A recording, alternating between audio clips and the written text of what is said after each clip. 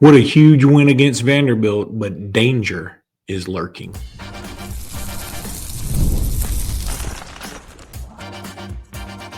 You are Locked On Bama, your daily podcast on the Alabama Crimson Tide. Part of the Locked On Podcast Network, your team every day.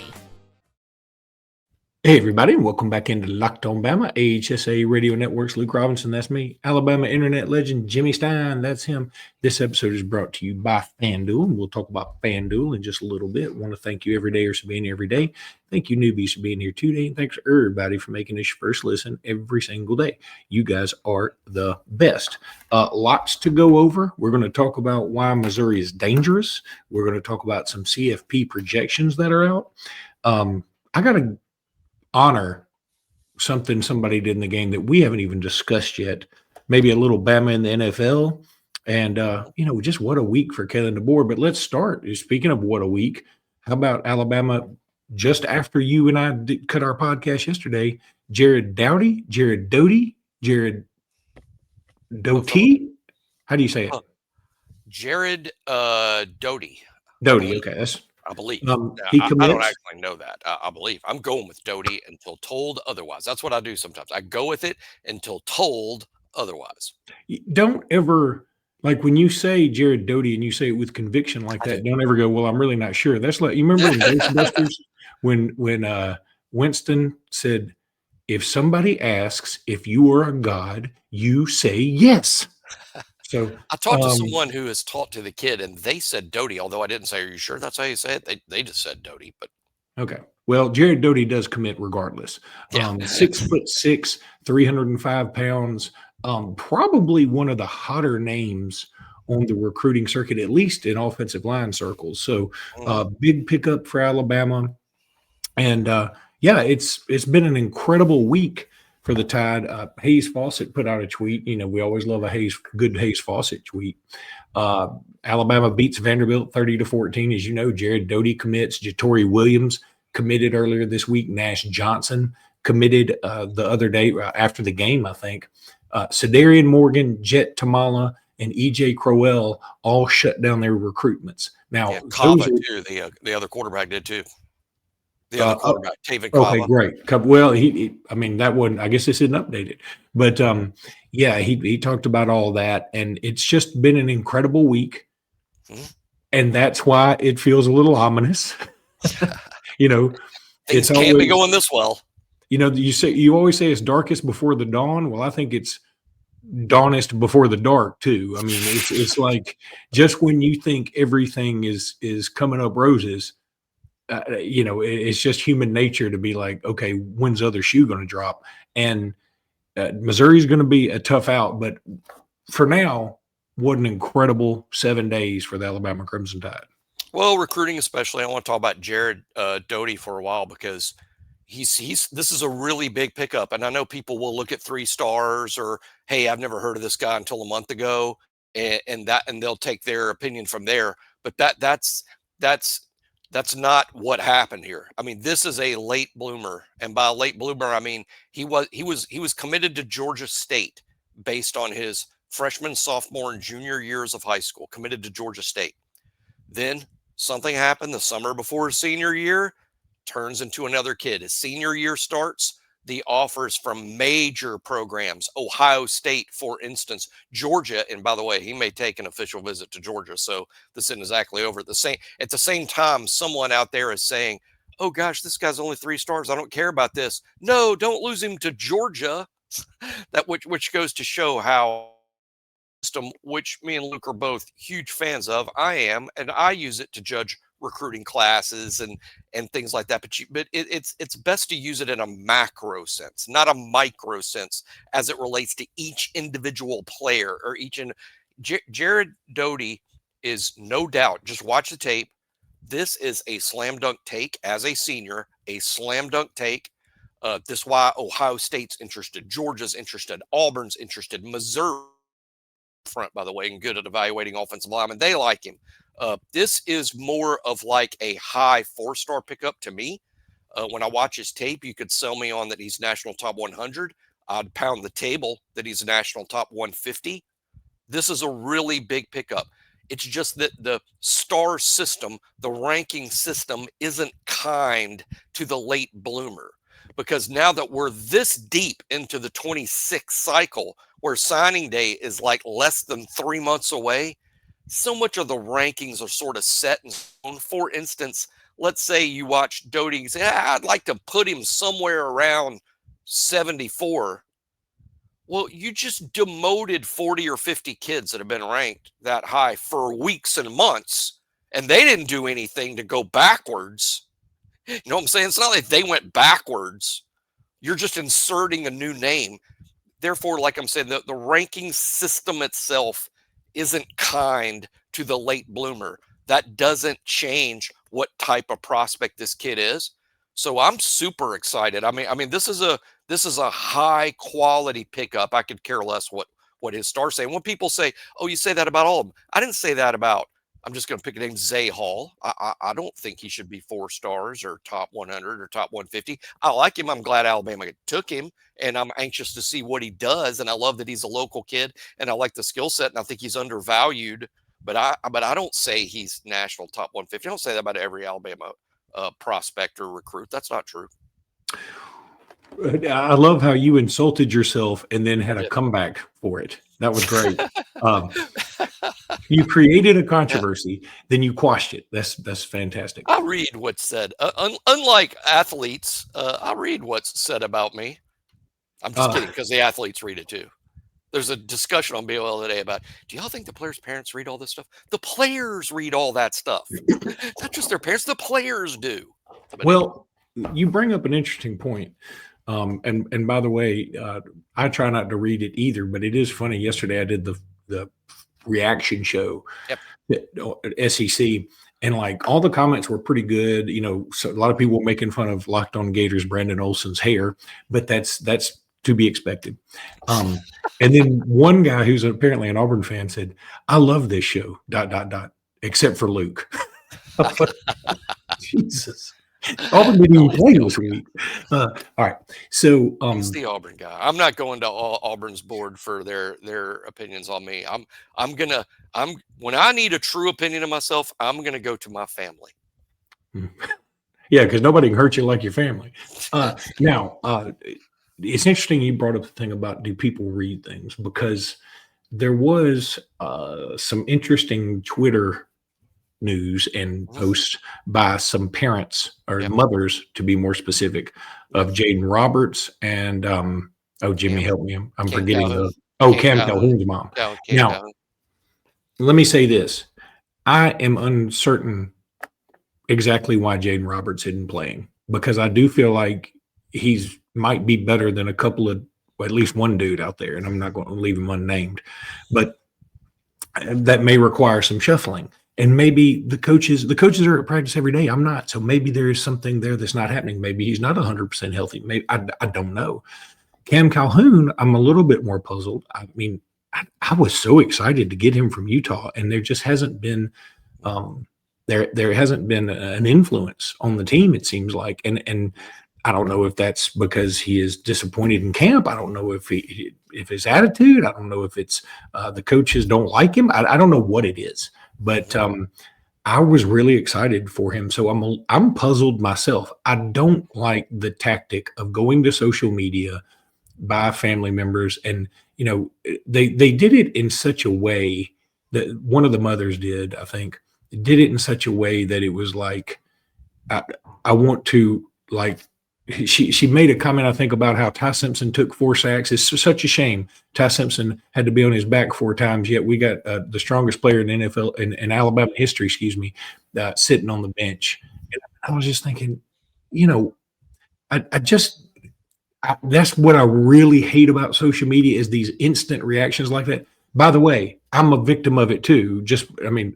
This past weekend, I was so mad at Kane Womack after the first quarter, I didn't know what to do. And I post social media posts, and those instant reactions can get a little tricky. But I think that, you know, when it's the mother of a player, it's just a sticky wicket. It's a bad look all the way around. And even though I think both of them have points, I 100%, and I sympathize. Just taking it to social media how can that be good for anybody? No, there's no way that the coaching staff likes that. There's no way, and maybe the kid himself doesn't even like it because it draws all that attention. But one thing, I don't like any criticism of Cam's mom or Jaden's mom, simply because I think we all have mothers. Everyone listening to the show has a mother. Uh, those moms love their sons more than they love Alabama football, and that's okay. As a matter of fact, that's normal. It would be crazy if they didn't. So they love their sons and want the best for their sons. I'm not going to be critical of them. But is it good? No, it's not good. As to why they aren't playing, I mean, the football end of it, to me, the Cam thing is a little more simple than Jaden, in the sense that, is Cam better than Damani Jackson? Is Cam better than Zabian Brown? Is Cam better than Dijon Lee?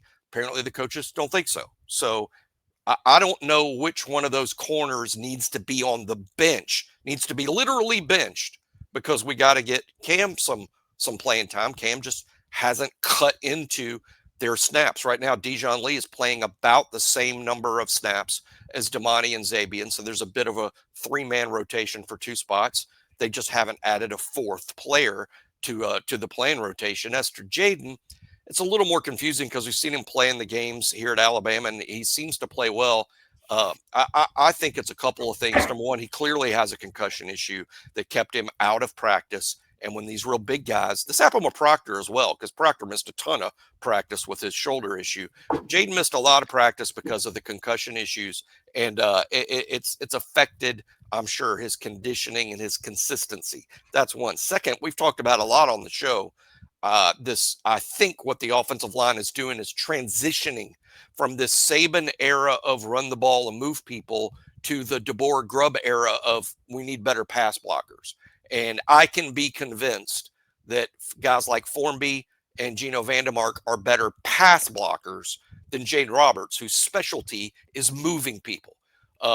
So that's my guess, just transitioning to better pass protectors, plus his health issues. There was talk of maybe him not playing at all this season due to the injury issues. So, and obviously they decided to play, and now he's not playing a lot. So I get the frustration. I get that moms love their sons more than they love the football program. That's normal, and I applaud that. Every mom should. But Calhoun, hey, it's big boy football, and by that I mean no participation trophies. Best player plays, and the coaches decide who the best players are. And at this point, there's no reason for us not to have confidence in DeBoer and those guys. Yeah, 100%. And as my phone goes, if you would just continue. It's probably Cam Calhoun's mom and Jaden's mom on the phone going, "Hey, can I participate?" And I don't know that we ought to open up the floor for parent participation on the show, but if that is them on the phone. But hey, again, I think the staff has to review who's playing and who's not. They do it every week. They grade practice every week. Some players launch themselves into the conversation by how they're doing on the practice field. And I think Roberts and Cam Calhoun both have that opportunity. What happened when Jalen Hurts wasn't playing? Put his head down, got better. That's what I recommend. Before my phone so abruptly rang, one other thing that stood out was, and again, I'm with you on I got 4 kids. I know what it's like to, you always pull for your kids. You can be very protective. It's weird how protective you get and you don't know it. Like, even if you know they're maybe a little bit wrong and what you're doing is wrong, if somebody says something about one of your kids, you whip that head around like, what'd you say? It's an instinct. Now, but one thing I didn't like was, I think it was Cam Calhoun's mom that actually said something about how, some promises were made to freshmen or something. I don't remember the tweet exactly, but it intimated that the coaches may have told a story or two. And look, again, that's just not going to help. And I'm on board with her. I love Cam Calhoun. I'm hoping he comes. I hope he sticks around. He's very promising and a good player. I hope he does stay. And hey, Damani's a senior. Yeah, there'll be a spot open. There'll be a spot open. But at the same time, Cam Calhoun chose to come to Alabama when Alabama was returning both starting cornerbacks. Yeah, I get him being upset maybe about Dijon Lee passing him up. I get being more upset about that. John Lee's kind of a badass, though. But he is, and he looks like a future first rounder to me. A little late getting here, but I love some Peloton. Peloton is shaping the future of fitness with brand new Peloton cross-training tread. Powered by Peloton IQ, it's the most advanced equipment yet, designed to give you real-time guidance and endless ways to move, whether you're running, lifting, or cross-training with your favorite instructors. This is training reimagined. Peloton is built for breakthroughs with tools that help you plan, stay motivated, and reach peak performance. I love how Peloton IQ system offers real-time strength coaching. It actually tracks your reps, suggests the right weights, and corrects your form, making every rep safer and smarter. So let yourself run, lift, flex, and push forward. Explore the new Peloton cross-training tread today at onepeloton.com. Jimmy Stein, guaranteed. You know, I'm going to tell a quick story, so y'all just hang on. I love the word ominous because one time my parents and I were driving to Biloxi. My parents had just lost their Great Dane that they love very dearly. And my mom may or may not have been into the wine just a hair. And that Great Dane used to ride into town with my mother every day. And he would like lick the back window. I mean, he was just like, well, he didn't lick it. He was just slobbering over it because he was so big. And we're driving to Biloxi, and I'm driving.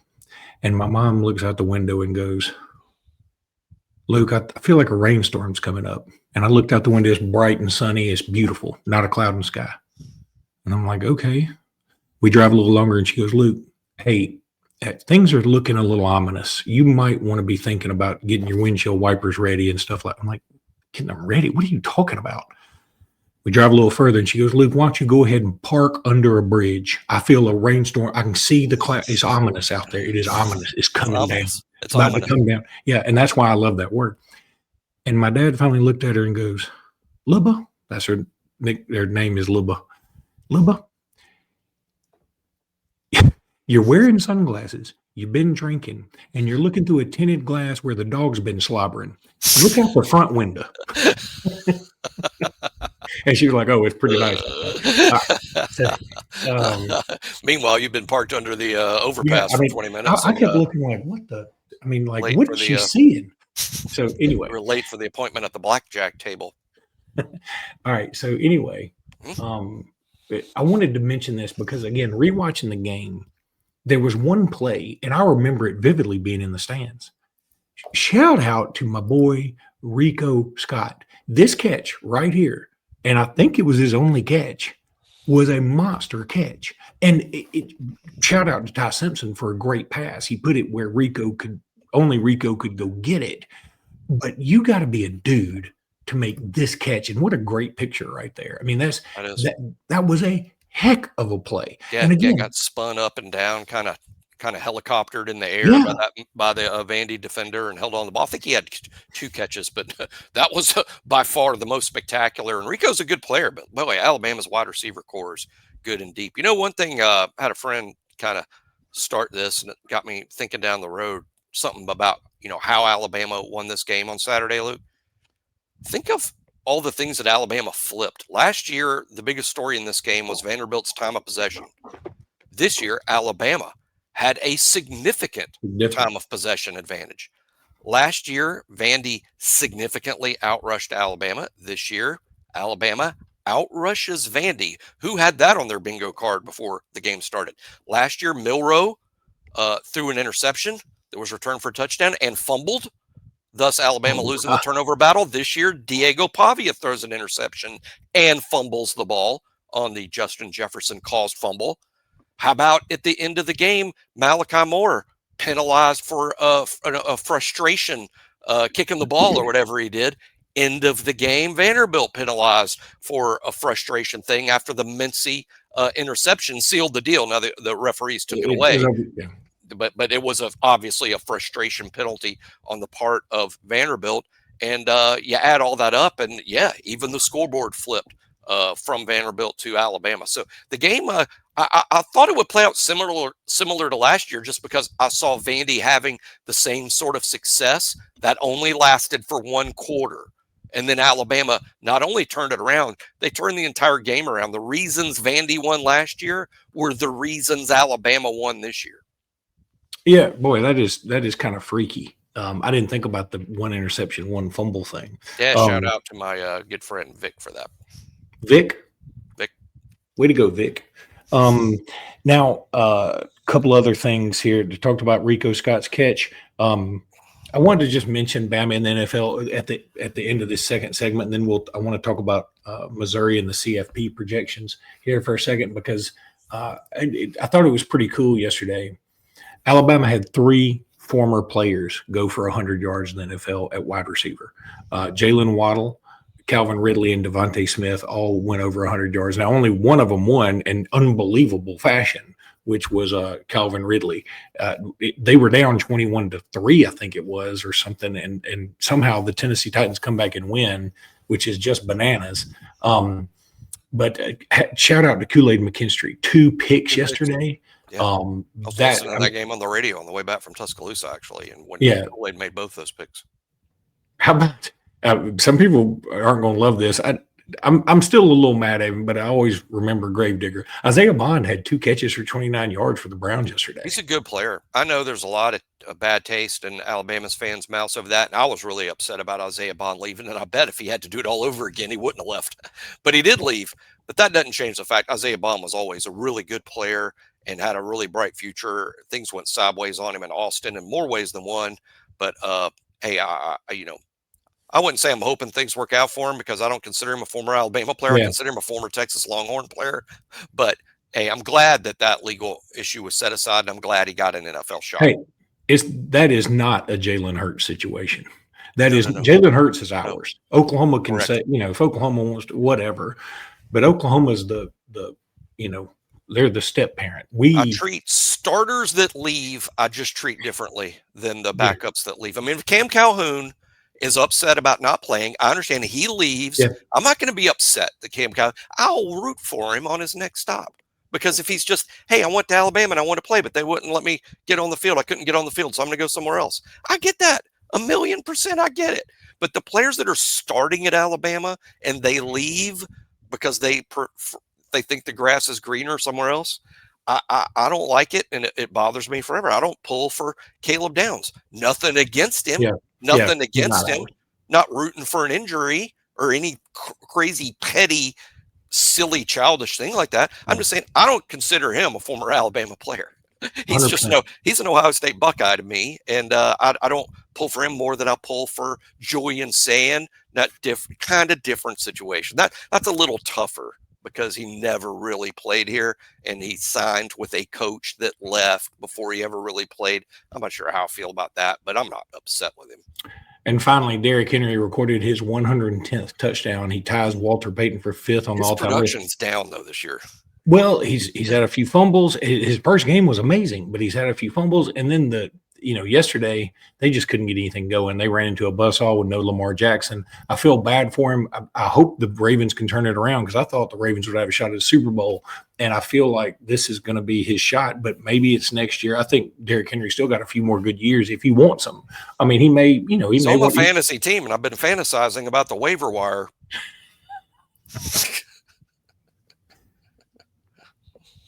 Let me tell you guys about Square now. This episode is brought to you by Square, your favorite neighborhood spots, run on Square. There are certain businesses that make the neighborhood. These are places that become an extension of home. Whether it's the sports bar dedicated to your team's fan base, the spot with the best wings in town for game day, or that beloved local chain that's been rooted in your community for years. These businesses are what bring people together. When neighborhood businesses thrive, the whole neighborhood benefits. Look, I love JR Sports Bar and Grill right over here, downtown Ellick City. It's my neighborhood place. They've been a sponsor of all of our other sports things forever, and just great people. Super spot. They run on Square. Square is a proud partner of more than 4 million neighborhood businesses around the world. You can go to square.com/go/LockedOnCollege to learn more. But before you do, go support that favorite neighborhood spot.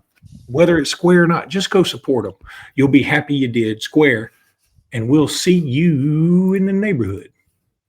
How about FanDuel? NFL season hot and heavy. FanDuel has an offer you don't want to miss. By the way, yesterday on FanDuel, I saw one of the, they have these influencers that like pick models on Twitter.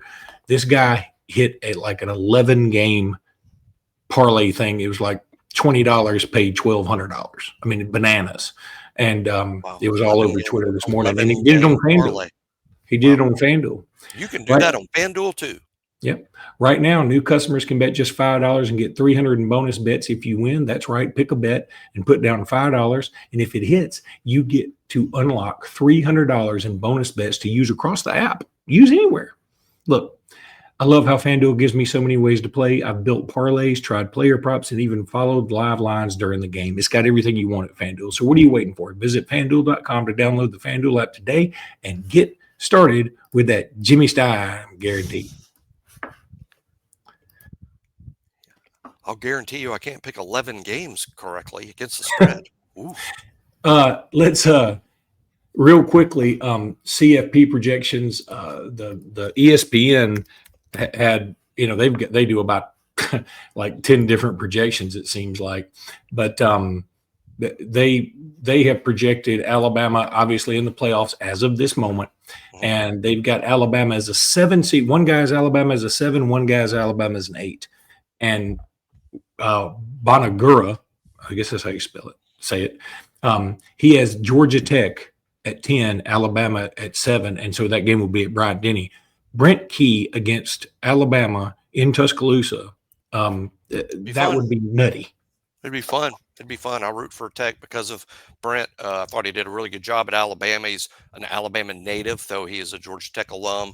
And I think it's really impressive what he's done at Georgia Tech without SEC type support, without substantial NIL support.